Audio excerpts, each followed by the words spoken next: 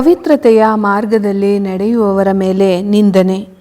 ಪವಿತ್ರತೆಯ ಪ್ರಬಲ ಶಿಕ್ಷಣವನ್ನು ಕೊಡುವಂತಹ ಧರ್ಮದ ಮಾರ್ಗದಲ್ಲಿ ನಡೆಯಲು ಪ್ರೇರಣಾದಾಯಕ ಸಂದೇಶ ಕೊಡುವಂತಹ ಹಾಗೂ ದೃಢ ಮನಸ್ಸಿನಿಂದ ಶ್ರೇಷ್ಠ ಆದರ್ಶಗಳ ಸ್ಥಾಪನೆ ಮಾಡುವಂತಹ ಹಾಗೂ ಯಾವುದೇ ಹೊಸ ವಿಚಾರಧಾರೆಯನ್ನು ಪ್ರಸ್ತುತ ಮಾಡುವ ವ್ಯಕ್ತಿಗಳ ಮೇಲೆ ಈ ಪ್ರಕಾರದ ಅತ್ಯಾಚಾರ ಅಥವಾ ನಿಂದನೆ ಮೊದಲಿನಿಂದಲೂ ಆಗ್ತಲೇ ಬಂದಿದೆ.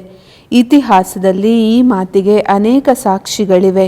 ಆದರೆ ಜನ ಇತಿಹಾಸದ ಈ ಪಾಠದಿಂದ ಲಾಭವನ್ನು ಪಡೆಯದೆ ಮತ್ತೆ ಪರಿಸ್ಥಿತಿ ಮುಂದೆ ಬಂದಾಗಲೂ ಕೂಡ ತಮ್ಮ ಅಸಹಿಷ್ಣುತೆಯ ರೂಢಿವಾದಿಯಾದ ಹಾಗೂ ಹಾಳು ಮಾಡುವ ಪಾಠವನ್ನು ಮತ್ತೆ ಪುನರಾವರ್ತನೆ ಮಾಡ್ತಾರೆ.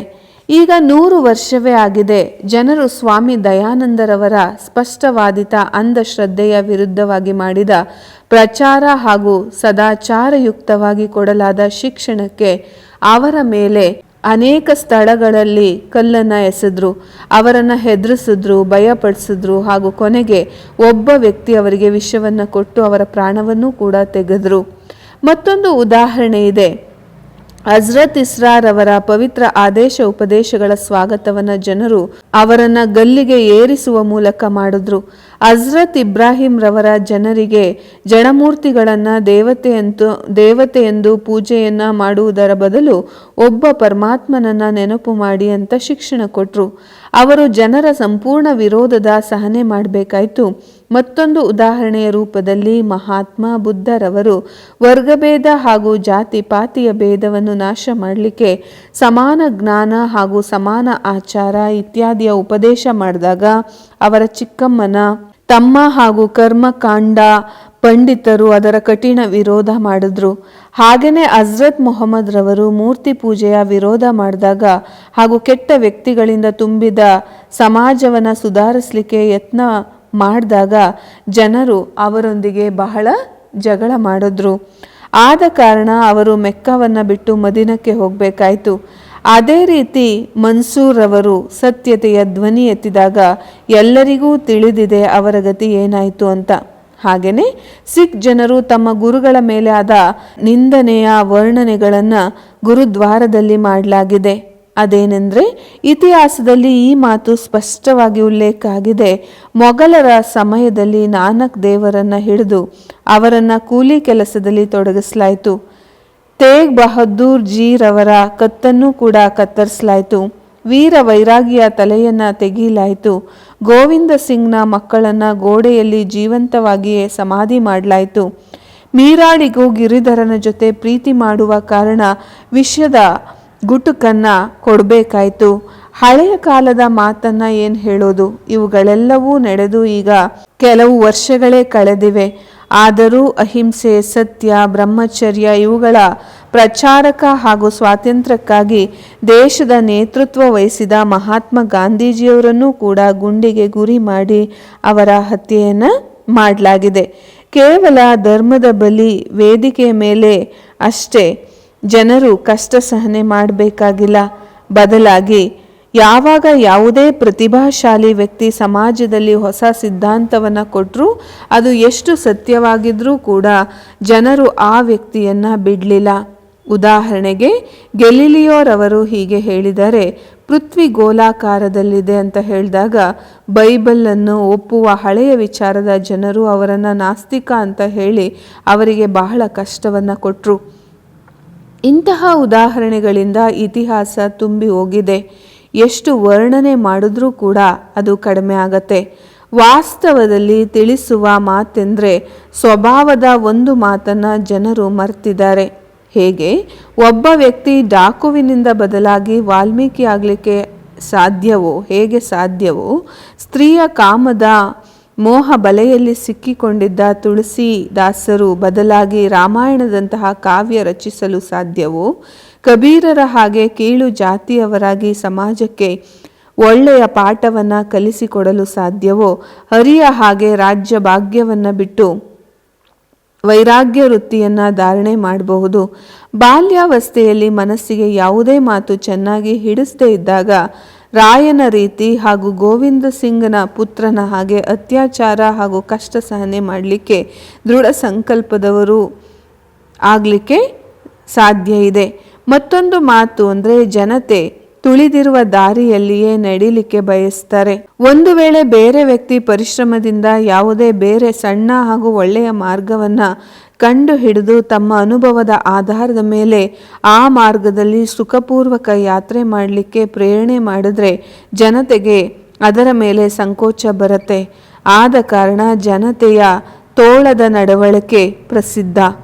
ಆದ್ದರಿಂದ ಸಮಾಜವನ್ನು ಬದಲಾಯಿಸಲಿಕ್ಕೆ ಸುಧಾರಕರು ಅನೇಕ ವಿರೋಧ ಹಾಗೂ ಕಷ್ಟವನ್ನು ಸಹನೆ ಮಾಡಬೇಕಾಗತ್ತೆ. ಹಾಗೂ ಕಠಿಣ ಆಲೋಚನೆಯ ಜೊತೆಗೆ ಆರೋಪಗಳಿಗೂ ಕೂಡ ಗುರಿಯಾಗಬೇಕಾಗತ್ತೆ. ಮೂರನೇ ಮಾತು ಅಂದರೆ ಜನರ ಸ್ಮರಣಾ ಶಕ್ತಿ ಎಷ್ಟು ಕಡಿಮೆ ಇರುತ್ತೆ ಅಂದರೆ ಅವರಿಗೆ ಯಾರಿಂದಲಾದರೂ ಆಗಿರುವ ಒಳ್ಳೆಯ ಕಾರ್ಯ ಮತ್ತು ಉಪಕಾರವನ್ನು ತಕ್ಷಣ ಮರ್ತೋಗ್ತಾರೆ. ಅವರಿಗೆ ಅನ್ಯರ ಕಣ್ಣಿನಲ್ಲಿರುವ ಧೂಳು ಕೂಡ ಮುಳ್ಳಾಗಿ ಕಾಣಿಸುತ್ತೆ. ಸ್ವಾರ್ಥಿ, ಹಳೆಯ ವಿಚಾರಗಳುಳ್ಳ ಹಾಗೂ ಆತಂಕವಾದಿ ಜನಗಳ ಜೊತೆ ಜನರು ಬೇಗ ಸೇರ್ತಾರೆ ಅಥವಾ ಅವರನ್ನು ತಮ್ಮ ಜೊತೆಗಾರರನ್ನಾಗಿ ಮಾಡ್ಕೊಂಡು ಬಿಡ್ತಾರೆ. ಹಾಗೆಯೇ ಹೋಮ್ ಮಂಡಳಿ ಬಾಬರವ್ರದ್ದು ಕೂಡ ಆಯಿತು. ಜನರು ಇದನ್ನು ತಿಳಿಲಿಕ್ಕೆ ಪ್ರಯತ್ನನೇ ಮಾಡಲಿಲ್ಲ. ದಾದಾರವರು ಸ್ವಯಂ ಒಬ್ಬ ಗೃಹಸ್ಥ ಹಾಗೂ ವ್ಯಾಪಾರಿಯಾಗಿದ್ದರು. ಅವರು ಸ್ವಯಂ ಯಾರಿಂದ ಪವಿತ್ರತೆ ಅಥವಾ ಸಂಪೂರ್ಣ ಬ್ರಹ್ಮಚರ್ಯದ ಪಾಠವನ್ನು ಕಲಿತರು ಹಾಗೂ ದಾದಾಜಿರವರಿಗೆ ಯಾವ ದಿವ್ಯ ಸಾಕ್ಷಾತ್ಕಾರ ಆಯಿತು, ಆ ಸಾಕ್ಷಾತ್ಕಾರ ಮಾಡಿಸುವ ಶಕ್ತಿ ಯಾವುದು? ಯಾವ ಮಾತೆಯರು ಮನೆಯಲ್ಲಿ ಮುಸುಕನ್ನು ಹಾಕ್ಕೊಂಡು 4 ಗೋಡೆಗಳ ಮಧ್ಯದಲ್ಲಿ ಪಂಜರದ ಪಕ್ಷಿಯ ಹಾಗೆ ಬಂಧನದಲ್ಲಿ ಬಾಯಿ ಇಲ್ಲದೆ ಇರುತ್ತಿದ್ರು, ಅವರಿಗೆ ಶ್ರೇಷ್ಠ ಜ್ಞಾನದ ಕಥನ ಮಾಡೋದನ್ನು ಯಾರು ಕಲಿಸ್ಕೊಟ್ರು? ಮತ್ತೆ ಅವರಿಗೆ ಇಷ್ಟೊಂದು ಪರಿವರ್ತನೆ ಮಾಡುವ ಬಲವನ್ನು ಯಾರು ಕೊಟ್ಟರು? ದಾದಾರವರಿಗೆ ಕಲಿಯುಗಿ ಸೃಷ್ಟಿಯ ಮಹಾವಿನಾಶದ ಹಾಗೂ ಸತ್ಯಯುಗಿ ಶ್ರೀಕೃಷ್ಣನ ರಾಜ್ಯದ ಸೃಷ್ಟಿಯ ದಿವ್ಯ ಸಾಕ್ಷಾತ್ಕಾರ ಆಯಿತು. ಅದರ ಸಂಪೂರ್ಣ ಉಲ್ಲೇಖ ಏನಾಗಿತ್ತು ಹಾಗೂ ಅದರ ಪೂರ್ವ ದೃಷ್ಟಿಯ ಭವಿಷ್ಯ ದರ್ಶನದ ಅನುಸಾರ ವ್ಯಕ್ತಿಯ ಹಾಗೂ ಸಮಾಜದ ಕರ್ತವ್ಯ ಏನು? ಜನರಿಗೆ ಚರ್ಮ ಚಕ್ಷುವಿನಿಂದ ಕೇವಲ ಸಾಧಾರಣ ಮನುಷ್ಯ ದಾದಾ ಲೇಖರಾಜ್ರವರೇ ಕಂಡು ಬರ್ತಾ ಇದ್ರು. ದಾದಾರವರ ಶರೀರದಲ್ಲಿ ಪ್ರವೇಶ ಮಾಡಿ ಬ್ರಹ್ಮಚರ್ಯದ ಪಾಠವನ್ನು ಓದಿಸುವಂಥ ಪರಂಪಿತ ಪರಮಾತ್ಮ ಶಿವನನ್ನು ಅವರು ನೋಡಲಿಕ್ಕೆ ಸಾಧ್ಯ ಇರಲಿಲ್ಲ. ಏಕೆಂದರೆ ಪ್ರಭುವಿನ ದಿವ್ಯ ಅಸ್ತಿತ್ವ ಅಂತೂ ದಿವ್ಯ ದೃಷ್ಟಿಯಿಂದಲೇ ತಿಳಿಲಿಕ್ಕೆ ಸಾಧ್ಯ ಆಗ್ತಾ ಇತ್ತು. ಆದರೆ ಜನರಲ್ಲಿ ಆ ದಿವ್ಯ ದೃಷ್ಟಿಯ ಅಭಾವ ಇತ್ತು.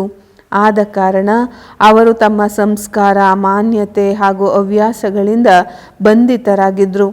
ಮತ್ತೊಂದು ಕಡೆ ಸ್ವಯಂ ದಾದಾರವರು ಈಶ್ವರಿಯ ಶಕ್ತಿಯ ಮುಂದೆ ಏನನ್ನೂ ಕೂಡ ಮಾಡಲಿಕ್ಕೆ ನಿಶಕ್ತರಾಗಿದ್ದರು. ಆ ರೀತಿಯ ಪರಿಸ್ಥಿತಿಯಲ್ಲಿ ದಾದಾರವರು ಸಿಂಧಿಯ ಬೆಳಗ್ಗಿನ ಒಂದು ಗಾದೆಯನ್ನು ಹೇಳ್ತಾ ಇದ್ರು. ವಾಟ್ ವೆನ್ ದೇ ಬಾಮಣ್ ಪ್ರಥೋ.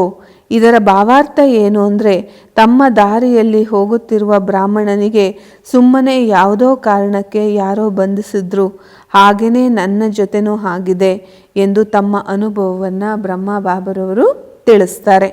ದಾದಾರವರಂತೂ ತಮ್ಮ ಗೃಹಸ್ಥ ಹಾಗೂ ವ್ಯಾಪಾರದಲ್ಲಿ ವ್ಯಸ್ತರಾಗಿರ್ತಾ ಇದ್ರು. ಆದರೆ ಪರಂಪಿತ ಪರಮಾತ್ಮ ಶಿವ ಅವರಲ್ಲಿ ದಿವ್ಯ ಪ್ರವೇಶ ಅಥವಾ ಪರಕಾಯ ಪ್ರವೇಶ ಮಾಡಿ ಅವರ ಮುಖದಿಂದ ಪವಿತ್ರ ಜೀವನದ ಪಾಠವನ್ನು ಓದಿಸಿದ್ರು. ಆದ ಕಾರಣ ದಾದಾರವರು ಆ ಜನರನ್ನು ದೂಷಣೆ ಮಾಡ್ತಾ ಇರಲಿಲ್ಲ. ಆದರೆ ಅವರು ಹೇಳ್ತಾ ಇದ್ರು, ಇವರಿಗೆ ಪರಮಾತ್ಮನ ಪರಿಚಯ ಇಲ್ಲದೆ ಇರೋ ಕಾರಣ ಈ ಜನ ವೈರ ವಿರೋಧ ಮಾಡ್ತಾರೆ, ಈ ಜನ ಇದೇ ಭ್ರಾಂತಿಯಲ್ಲಿದ್ದಾರೆ, ನಾನೇ ಈ ಕಾರ್ಯವನ್ನು ಮಾಡ್ತಾ ಇದ್ದೇನೆ ಅಂತ. ಇವರಿಗೆ ಇದೂ ಕೂಡ ಗೊತ್ತಿಲ್ಲ, ನಾನು ಸ್ವಯಂ ಈಶ್ವರನ ಬಂಧನದಲ್ಲಿ ಬಂಧಿತ ಆಗಿದ್ದೇನೆ ಅಂತ. ಪರಮಾತ್ಮನಿಗೆ ತನ್ನದೇ ಆದಂಥ ಶರೀರ ಇಲ್ಲ. ಆದ್ದರಿಂದ ಅವರು ತನ್ನ ತನುವಿನಲ್ಲಿ ಬಂದು ಇವರ ಕಲ್ಯಾಣಕ್ಕೋಸ್ಕರ ಬ್ರಹ್ಮಚರ್ಯದ ವ್ರತದ ಶಿಕ್ಷಣವನ್ನು ಕೊಡ್ತಿದ್ದಾರೆ. ಈಗ ಇವರು ತಮ್ಮ ಮುಂದೆ ನನ್ನನ್ನು ನೋಡಿ ನನ್ನ ಮೇಲೆ ಬೈಗುಳ ರೂಪದ ಹೂವನ್ನು ಅಭಿಷೇಕ ಮಾಡ್ತಾ ಇದ್ದಾರೆ. ಇದರಲ್ಲಿ ಇವರದೇನೂ ದೋಷ ಇಲ್ಲ. ಯಾಕೆಂದರೆ ಇವರಿಗೆ ಓದಿಸಲಾದ ಗ್ರಂಥ ಹಾಗೂ ಶಾಸ್ತ್ರದಲ್ಲಿ ಹಾಗೇ ಬರೆಯಲಾಗಿದೆ, ಬ್ರಹ್ಮ ಸರಸ್ವತಿಯ ಮೇಲೆ ಮೋಹಿತರಾದ್ರು ಅಂತ.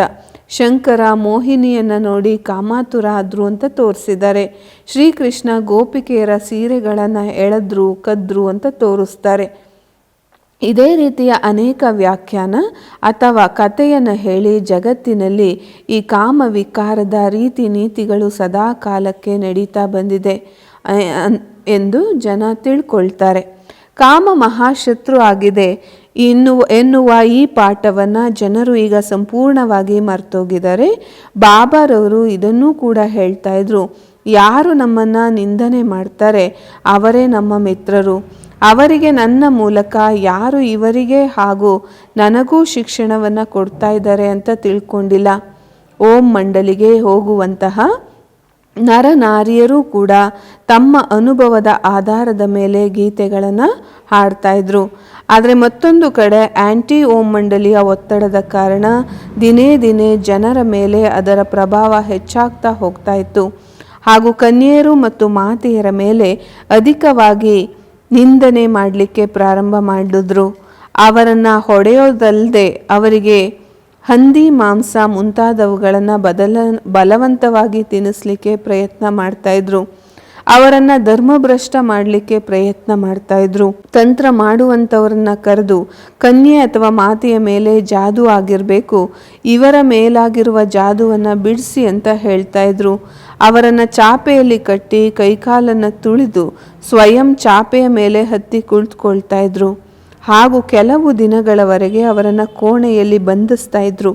ಕೆಲವು ಕನ್ಯೆಯರ ಕೈಗಳ ಮೇಲೆ ಅವರ ಸಂಬಂಧಿಗಳು ಬಹಳ ನಿರ್ದಯೆಯಿಂದ ಬೆಂಕಿಯಿಂದ ಬೊರೆ ಹಾಕ್ತಾ ಇದ್ರು.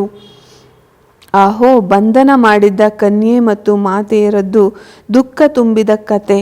ಅವರು ಒಂದು ವೇಳೆ ಅದನ್ನು ಉಲ್ಲೇಖ ಮಾಡಿದ್ರೆ ಕೇಳುವವರಿಗೂ ಓದುವವರಿಗೂ ಕೂಡ ಕಣ್ಣಿಂದ ಕಣ್ಣೀರಿನ ಧಾರೆ ಹರಿಯತ್ತೆ. ಅವರು ಬ್ರಹ್ಮಚರ್ಯ ವ್ರತದ ಪಾಲನೆಗೆ ಎಂತಹ ಸಹನೆ ಮಾಡಬೇಕಾಯಿತು. ಕೇಳುವಂಥವರು ಯೋಚಿಸ್ತಾರೆ, ಪುರುಷರು ಒಂದು ವೇಳೆ ಪವಿತ್ರತೆ ಅಂದರೆ ಬ್ರಹ್ಮಚರ್ಯದ ಪಾಲನೆ ಮಾಡಲಿಕ್ಕೆ ಇಷ್ಟಪಟ್ಟರೆ ತಮ್ಮ ಮನೆ ಮಠವನ್ನು ಬಿಟ್ಟು ಸನ್ಯಾಸಿಯಾಗಿ ಸ್ತ್ರೀಯರನ್ನು ವಿಧವೆ ಮತ್ತು ಮಕ್ಕಳನ್ನು ಅನಾಥರನ್ನಾಗಿ ಮಾಡಿ ಕಾಡಿಗೆ ಹೋಗ್ಬಿಡ್ತಾರೆ. ಆದರೆ ಕನ್ಯೆಯರು ಮಾತೆಯರು ಮನೆಯಲ್ಲಿದ್ದು ಸೇವೆ ಮಾಡ್ತಾ ಬ್ರಹ್ಮಚರ್ಯದ ಪಾಲನೆ ಮಾಡಲಿಕ್ಕೆ ಇಷ್ಟಪಟ್ಟರೆ ಅಂತಹ ದೇವಿಯ ಶಕ್ತಿಯ ಮೇಲೆ ಈ ರೀತಿ ವ್ಯವಹಾರ. ಹೌದು, ಈಗಿನವರೆಗೂ ಜಗತ್ತಿನಲ್ಲಿ ಹಾಗೆಯೇ ನಡೀತಾ ಇದೆ.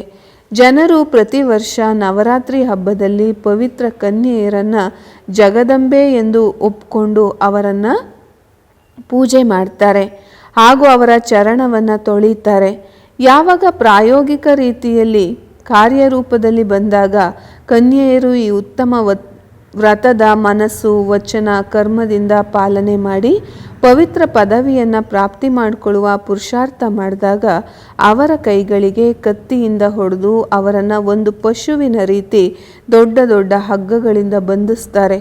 ವಾಹ್, ಎಂತಹ ಮನುಷ್ಯ ನೀನು! ನಿನ್ನ ಶ್ರೀಮಂತಿಕೆ ಹಾಗೂ ಯೌವನದ ನಶೆಯಲ್ಲಿ ಮುಳುಗಿ ಎಷ್ಟು ಅತ್ಯಾಚಾರ ಮಾಡ್ತೀಯ. ನೀನು ಸರಿ ಮತ್ತು ತಪ್ಪುಗಳ ಅಂತರವನ್ನು ಮರೆತು ಬಿಟ್ಟಿದೀಯಾ. ನೀನೂ ಕೂಡ ಕೊನೆಗೆ ಒಂದು ದಿನ ಮಣ್ಣಿನಲ್ಲಿ ಸೇರಬೇಕಾಗಿದೆ ಅನ್ನೋ ಯೋಚನೆಯೂ ಕೂಡ ಬರೋದೇ ಇಲ್ಲ. ಬಡವರು ಹಾಗೂ ಅಬಲೆ ಮಾತೆಯರ ಮೇಲೆ ನೀನು ಎಷ್ಟೊಂದು ಅತ್ಯಾಚಾರ ಮಾಡ್ತೀಯ.